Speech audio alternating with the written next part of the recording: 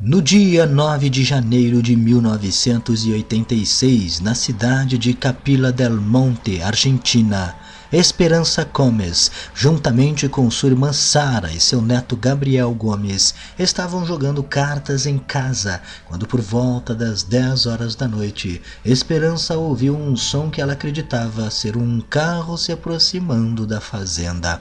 Esperança concentrou-se no som e parou o jogo de cartas, se levantando da mesa para aguardar o carro que se aproximava. Neste momento, a casa foi inundada por uma luz vermelha que entrava pelas frestas da porta e pela janela. Esperança então correu para a janela e conseguiu ver na Sierra del Pajarillo, que ficava próximo de sua residência, um objeto que era o responsável por emitir a estranha luz. O avistamento durou apenas alguns segundos, mas foi o suficiente para que Esperança visse a luz vermelha do objeto atingir um salgueiro que ficava a mais ou menos 10 metros de distância de sua casa. Em seguida, a luz se apagou e tudo ficou normal, quieto e calmo, e o trio continuou jogando cartas. No dia seguinte, quando Esperança saiu de casa, notou que o salgueiro tinha mudado de cor.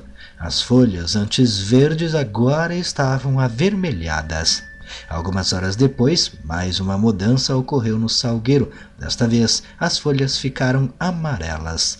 Era como se a árvore tivesse sido encharcada com algum tipo de ácido. Na manhã seguinte, dia 11 de janeiro, o filho de Esperança, chamado Manuel Gomes, estava voltando de seu trabalho que ele havia cumprido no período noturno e, enquanto dirigia, notou na encosta sudeste do morro Pajarillo uma estranha mancha escura. Ao chegar em casa, ele comentou sobre a mancha e Esperança logo falou sobre o incidente com o OVNI ocorrido no dia 9. Manuel, então, acompanhado de seu filho Gabriel, foi até a encosta inspecionar a mancha.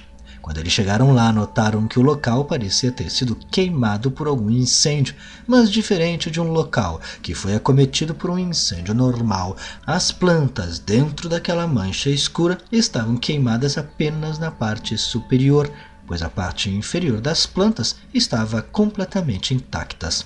Alguns dias depois, o caso ficou famoso na cidade e chamou a atenção do prefeito Diego Sensa, que era amigo da família Gomes.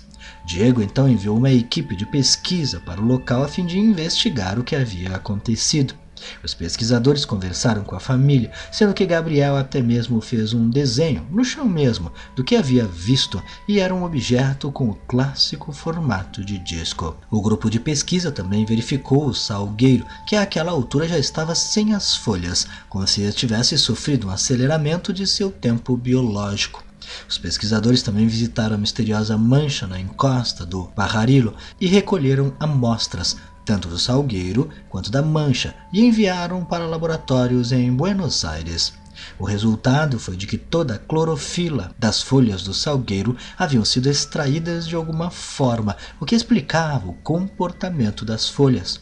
Quanto às amostras da mancha, que continham insetos sem vida, solo, pedras e cinzas, foi constatado que as pedras estavam mais escuras na parte superior do que na parte inferior. Também foi visto que os insetos estavam completamente intactos por fora, mas vazios por dentro. Era como se alguém tivesse retirado toda a parte interna dos animais e deixado apenas as cascas. E isso não ocorreu apenas com insetos. Um sapo também foi encontrado no local da mancha e estava na mesma condição.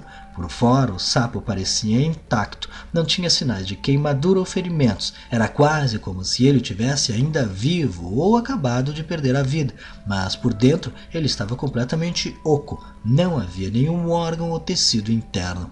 Por esse motivo, descartou-se que os animais tivessem sido queimados, já que eles não tinham sinais de queimadura em sua parte externa. Por fim, os pesquisadores foram incapazes de conseguir dar uma conclusão para os estranhos fenômenos, e por isso toda a história rapidamente sumiu da mídia e caiu de certa forma no esquecimento. Porém, um ano e meio depois, em agosto de 1987, um incêndio de grandes proporções queimou boa parte da Sierra del Pajarillo, mas surpreendentemente o fogo não queimou dentro da misteriosa mancha, ou seja, por algum motivo, o fogo contornou a mancha sem queimá-la. Intrigado com o fenômeno, Jorge Soares, acompanhado do jornalista Fernando Gabriel, visitaram a mancha novamente e com um isqueiro testaram as plantas para ver se elas realmente não pegavam fogo e, surpreendentemente, elas queimaram normalmente. Ou seja, as plantas que estavam ali poderiam sim ter sido queimadas pelo incêndio, mas por que não foram? Em 1989, o engenheiro espanhol Fernando Jiménez del Oso resolveu ir até Pararilo para ver a mancha e realizar testes, mas ele não conseguiu fazer medições, porque os equipamentos não funcionavam direito ali naquela área.